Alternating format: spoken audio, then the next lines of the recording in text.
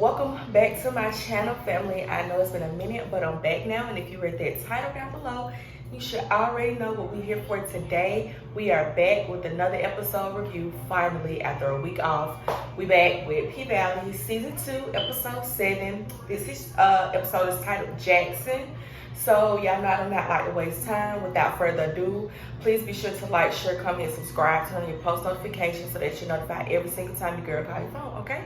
So let's go ahead and get into this review. Episode opens up with Grandmother Ernestine. Now she is at the club, but it's known as the Beautiful right now because y'all know before it was the Pink. It was a juke joint called the Beautiful, and she's singing, and it's taking us through the decades. So we going, I think it was like the 60s or like the 50s all the way up to the 90s. We end up seeing Clifford's mom. We see Clifford as a little boy. The present, we see Grandmother Ernestine at the Pink standing on the main stage, and we see Clifford's mom come out again in this white dress. She's trying to give Grandmother Ernestine a drink and telling her to come and rest. And Grandmother Ernestine is like, no, like not right now. It's not time yet. So she ends up, the daughter ends up leaving Uncle Clifford at the club, and he's supposed to be meeting up with Haley. Haley said they were supposed to meet up outside, but Uncle Clifford wasn't answering her phone, and she felt like Uncle Clifford was trying to ghost her.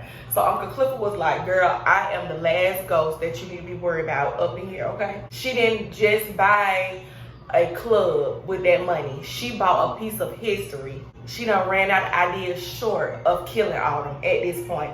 And Autumn said she wouldn't be the first. So Clifford says, I can build me another shake joint, but I can't get me another Pink. Her buying the Pink was nothing but them prolonging what was going to happen anyway, because whether they like it or not, the casino is coming and the reprimander is coming, and there's nothing that they can do about it but get what they deserve out the building and try for something different.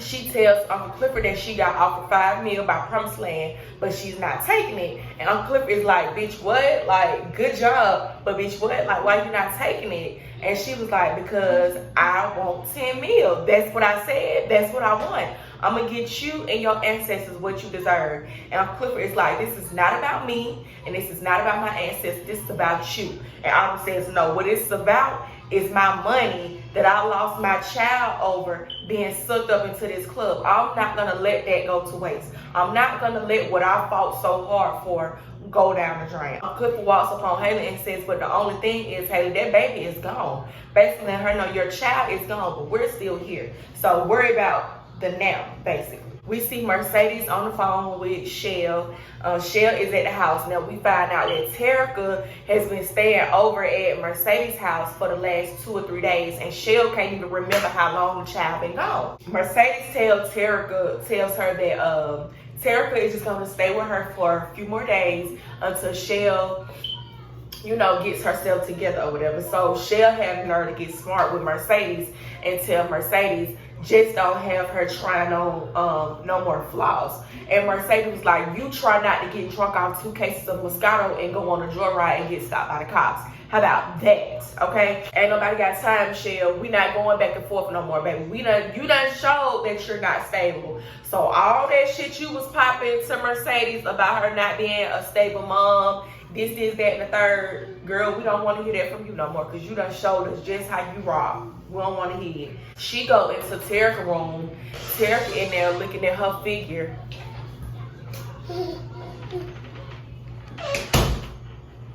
She go into Terica's room, and she in there looking at her figure in there in the mirror, like at her little baby bump. And Mercedes is asking her, so what you gonna do? So she's like, I finished a piece of my project. Maybe we can paint my room or something. So Mercedes was like, damn well I'm not talking about no fucking homework assignment. What are you gonna do about this baby?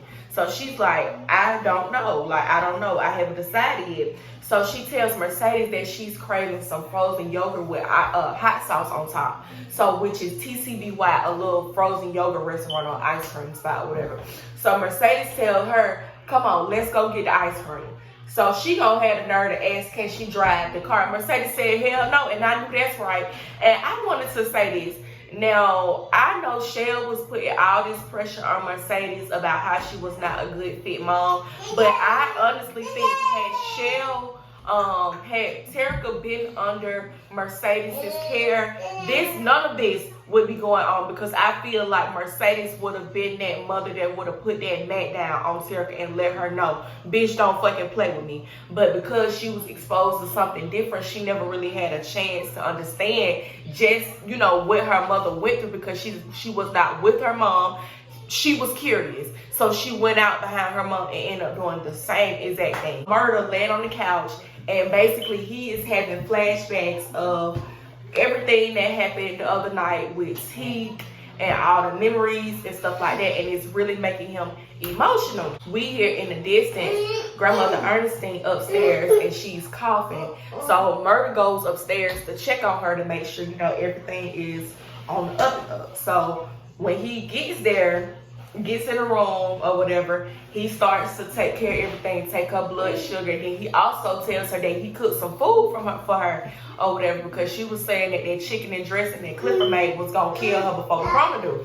So she tells him why she eating the food, the food is good. She called him Chef Boyard nigga or something like that. And then she tells him that she can smell death on him the night that he showed up at their house with all that blood on him.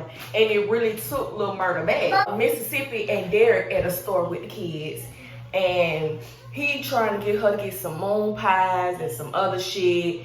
And she's like, no, what I want is to go and get some makeup for this shit here on my face. So while she's telling him this, she spots Autumn in the distance on one of the aisles. So when she walks off, she goes to the other aisle.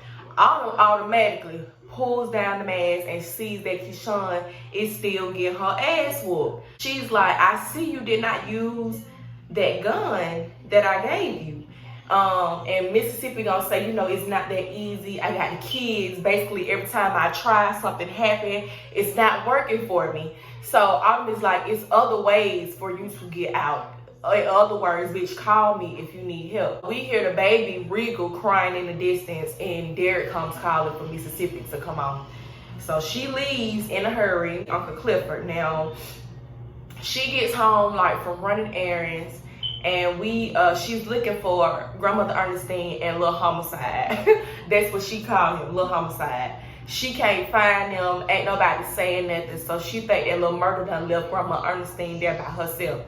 She go upstairs, and Grandma Ernestine is fine. She's sleeping, she's resting, and Lil Murder is watching over her.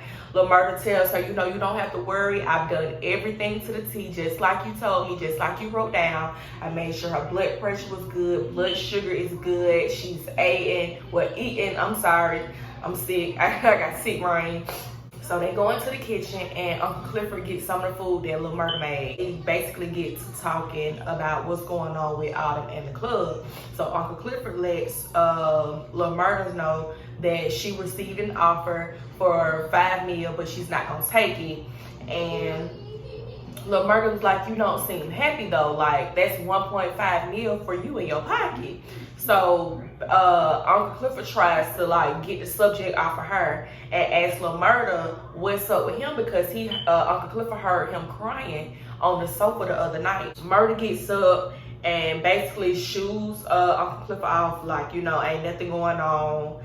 I'm cool. And Uncle Clifford says, I'm gonna go find me some clothes, because it looks like you finna be around a little bit longer. Mercedes and Terica, now they in the car, and we hear WAP coming on, baby. And Terica is feeling it. She feeling it. They make that pull-out game weak. So Mercedes tell her, you need to be the last one talking about somebody's pull-out game being weak. They get to talking about, what's going on with the baby. Terica don't even know how far along she is. She notices that they passed by the ice cream place, the TCBY place. And so Terica is like, we not going to TCBY, are we? She's like, no, we going to Jackson. She was like, we going to the TCBY in Jackson, an hour away. She's like, no, we going for a consultation to an abortion clinic. Terica gets sick in the car, and she tells Mercedes to pull over right now. She get out, and she's like, I was ambushed, you ambushed me. So Mercedes is like, she keep asking her, like, what do you want to do? Like, what is it that you want to do? Because time is running away from us, and pregnancy is life and death for us. Serena and Beyonce damn near died giving birth, and they grown. Just imagine what the fuck it could do to you, and you're only 15 years old. Just imagine. Terica says that somebody told her that getting an abortion causes you to catch cancer, and Mercedes is like, that's not true. And the girl that told you that, they don't even have 3 brain cells put together, her, the baby, or the mom. Terica she tells Terica, now get your ass back in this car so we can go get this consultation done. You see Murder back at the house, and he finally checking his phone. So his shit is blowing up because of the song that he did with Tina Snow. He calls Wody, and Wody is telling him, you know, all the places that they had to cancel during the tour, they want to rebook, they want him back so he can perform. And also a lot of promoters been hitting him up about that Tina Snow feature, like they really loving it right now. Murder tells him, you know, the tour back on, we back outside, we back at it, ain't nothing finna stop it, but who gonna do security? So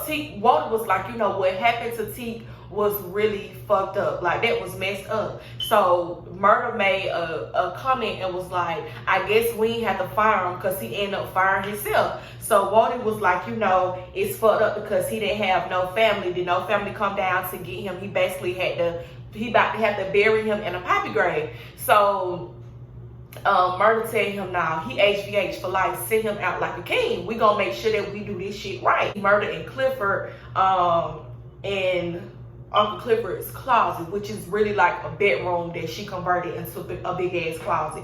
So Uncle Clifford tells him, you know, only the worthy people get to see it. So we see Clifford first pocketbook, which is like a vintage Gucci bag.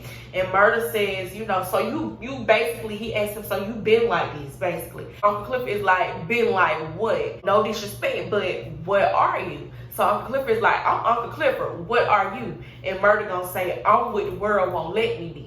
So in the midst of this, we hear shuffling downstairs. Grandmother Ernestine done walked out the damn house and they can't find her. We get back to Mercedes and Terica, and they pull up at a diner so that Terica could go use the bathroom. Mercedes looks into the building, and she is like, she has a flashback of herself. So her and Patrice, Still Out Your Money would buy, when they was younger back in the day, was sitting at a diner, and Patrice didn't have no money to pay for the food. And Mercedes is asking her, you know, where we staying tonight? And she telling her, I got a friend that's gonna let her sleep on the pullout.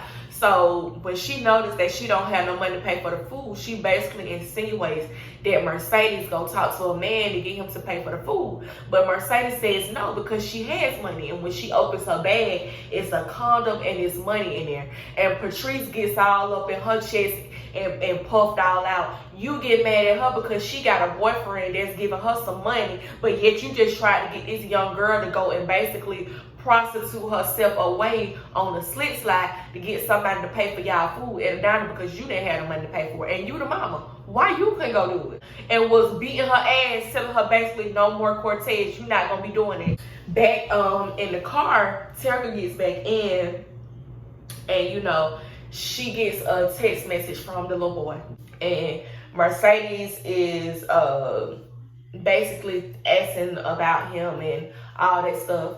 And the little boy is an artist. He likes to draw. And he says that he want to keep the baby. He feels like he can go get a part-time job and him and Terica can be a family. But Terica said he don't even really know about the baby for real. Mercedes says, don't make any promises that you can't keep, because Cortez sold her a lot of dreams. As soon as she got pregnant and told him, he made it very clear that they had no type of love in their connection. It was no love there. So Terica starts getting all smart at the mouth, popping off at the mouth, and Mercedes reached over and popped her in it. How about that? Because she was up there running her mouth about shit she didn't know nothing about. Talking about Mercedes ain't never felt love, and maybe she just jealous because Terica actually know what it is. You don't know what it is, girl. You only 15. You only 15. It's so much more life to live. You gonna fall in love 30 more thousand times in the next couple of years. I promise you. And each one of them times you fall in love, it's gonna be something different. You gonna feel something different. Trust me, baby. When you live and you learn, you learn. You learn, okay? After Mercedes popped her in her damn mouth for talking that shit, she gonna say, when I do become a mama, I'm never gonna hit my child. And Mercedes, me and Mercedes said the same thing at the same time. We all said the same thing at one point in time. We all said we weren't gonna hit our children. Uncle Clifford and Murder, they find grandmother Ernestine at the Mississippi River. They found her robe and her slipper first, but they still have not found her yet. Mercedes and Terica at the pool, and they talking. Mercedes was like, Mercedes and Terica at the abortion clinic. I'm sorry. And on their way into the abortion clinic, it's protesters all outside. And when they get close to the door, Mercedes swears that she hears Patrice Still Like Your Money Woodbine's voice in the distance. So when she turns around, she is like, she can see her, but she's really not there. She just tripping out in the head, basically. So they go into the inside, and we find out that Terica is 14 weeks and 4 days pregnant. So Terica asked, so you just gonna suck it up, basically asking about the abortion process. So the lady was like, if that's what you want to do. So she's like, so you can't catch cancer from getting an abortion. And she said, no, who told you that? Like, of course it comes with risk, but so does childbirth. So it's totally up to you, but whatever you decide to do, you better hurry up because the window is closing. And I'm like, yeah, Terica, you 14 weeks, that's like 3 months, 3 going on 4 months. Like, yeah, the time is flying by, sweetie. You need to try to make a decision. Mother Ernestine, she trying to get in the river, and she keeps telling them to let her go, let her get in the water. She want to go, she want to be free. So Uncle Clifford says, you know, you cannot go floating in the Mississippi River. We not finna do that. But in the midst of this doing that, Murder is checking out her hands and notice that her hands are turning blue. So Murder says, that's not good. We need to get her to the house ASAP. Basically starts to lift her up so they can get her away from the water and get her home so she can get some help. Because she started to pass out. You see Terica and Mercedes again, now they at the pool. And Mercedes is like, she can't believe that she's about to be a grandma at 30 years old. So she's like, is this really what you want to do? And I'm like, damn, Mercedes, how many times in one day are you going to ask this child, is this really what she wants to do? Give her at least to the night to think about something. Like, you keep asking her the same question over and over. I would have been fucking annoyed because I was annoyed. I'm like, damn, like, you're not even giving the child time enough to think. She's only 15. The brain don't move that fast. Give her a minute or two. Golly. Back to grandmother Ernestine. Now she's getting to the ambulance so that she can go get some help. And she's saying that, you know, she don't think she's coming back and she do not want to die. And Clifford is saying, you know, nothing is going to happen to you. You're going to be fine. They're just going to get you some help. So the EMT man misgenders Clifford, and Murder corrects him and is like, you know, she's a she, basically. So Murder tells Clifford, go ahead and say your goodbye so that she can go and finally get some type of relief because she is not feeling good. They put her up on the ambulance and takes her away. We get back to the hotel with Terica and Mercedes, and Terica can't fit her clothes and she complaining about, can they go to an outlet? And Mercedes was like, you know what, time is up. What are you gonna do about this baby? Terica gets upset and she's like, you know, you are the last one to try to tell me not to have a baby at my age when you did the same thing. She runs and gets an attitude and locks herself in the bathroom. And Mercedes is basically telling her, you know, all I ever wanted for you was to have options. You know, Mercedes is telling her she wanted her child to know that she was just, you know, more than just some hoe on a pole. We get back to Uncle Clifford. Now, she in the shower. She's crying and emotional. And when she gets out, she comes in a room with her robe on, and Murder is in there dressed up like Cisco, trying to give her a damn show. They lay down in the bed, and Clifford gets emotional and turns her back to the Murder, and they get intimate. They have sex, and we see that little Murder actually is the bottom this time. So the next morning, Terica asks Mercedes, what should she do? And Mercedes says that that's your choice. It's either Chuckalisa or it's Jackson, but either way, I'm with you. Terica chose Jackson, so we found out that she chose to get an abortion. Murder and Uncle Clifford, they still lay in the bed, and Murder asked why Uncle Clifford let him come back in, and Clifford is like, because you needed me and I needed you, but only when you ready, and I got you. Like, I'm not gonna rush you. I understand the situation. See Mercedes and Terica back at home, and Patrice comes on the news and she's preaching, and it makes Terica feel away. She's like, do you think I'm gonna go to hell? And Mercedes is like, if you go to hell, I'm gonna be right there with you. Autumn pops up at Keyshawn's house and she tells Derek that she got the baby a gift. So when she comes in there, they go into the room and she asks the whole regal and tell her story.